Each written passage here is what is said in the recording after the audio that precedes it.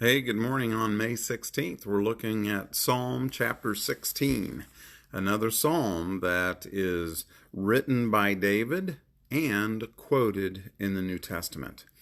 I would like to just start out with the first verse for reading it. This is from the NIV. It says, "Keep me safe, O God, for in you I take refuge." Where else are we going to take refuge? Whom else could we find safety and hope? Where else could we ever find salvation? To follow up on some questions from chapter 15, just the idea of having questions. Yeah, we're not going to find any real satisfaction. We're not going to find real rest. We're not going to find salvation. We won't find eternal love or forgiveness or the patience of God. Without God, we're not going to find these things. And we take refuge in Him. And David, I think, just recognized this. I can only imagine him as a shepherd out there in the fields with his sheep. Maybe some of these he wrote as a king. We know he did because he was running from Absalom as he wrote some of these psalms. And he was running from Saul. So not all of these psalms, in fact, probably very few of them, are written as a youngster, as a shepherd. David is recognized, yep, I take refuge in God and God alone, and that's who gives me strength, hope, salvation, and really eternal pleasure. So this is one of the things that from this psalm, I'm going to just skip right to it in verse 11. It's the last verse. You've made known to me the path of life, and you will fill me with your joy in your presence, with eternal pleasures at your right hand. This is something I think we all hope for. Even non-Christians look forward to a day when they can have eternal blessings. I think they have been deceived, they've been duped, but we do know those who have put their faith and trust in Jesus receive blessings. And even David recognized this. 1,000 years before Christ is when David lived. And he wrote this. It's in God, it's in you that he has eternal pleasures at his right hand, talking about God's right hand, because it's in him we find refuge. Well, I mentioned that there is a portion of this psalm quoted. It's quoted in Acts chapter 2 when Peter is preaching on the day of Pentecost.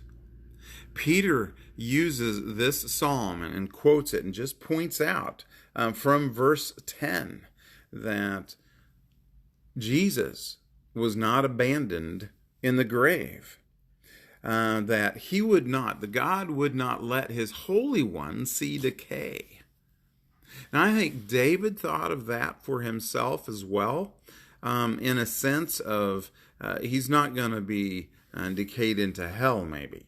I don't know what David's real thoughts were, but I'm kind of thinking that David probably thought, you know what, I'm not going to be in the grave forever. I'm going to be lifted up, and I look forward to that. But maybe not knowing that he was also writing a psalm about Jesus, who would not see decay, not stay in the grave more than 3 nights, and would raise up. I'm not sure any Old Testament prophet fully understood some of their prophecies, and neither did the apostles when they heard Jesus. They didn't even understand Jesus fully when they heard him speak and tell about his death, burial, and resurrection, or tell them about the future. And I just want to carry this on into us and today. I'm not sure we fully understand all of the words of God and how they may be applied to our future, and for that matter, even to the future of the second coming, and how the world's end may exactly happen. A lot of people put out a lot of thoughts. I think there are a couple thoughts on that, just briefly. This has nothing to do with the psalm, really, but the fact that we need to be ready. One, we need to love God and love his people. Those are the commands Jesus gave, and no man is ever going to know the time. Jesus said that on the just 10 days before the day of Pentecost, when he was raised from the grave, when he was raised up into heaven, rather. So this psalm, I think, brings me pleasure just with the very last verse. I like this, that it's in God that I find pleasures eternally. Wow. A lot of things could happen that would bring me great delight. And God is full of great delights. I look forward to that. But I don't lose perspective with the fact that during the time of difficulties and trials in this life, I must take refuge in him. I must continue to seek him out. And I must put my faith in God through Jesus, of course. Well, have a great day.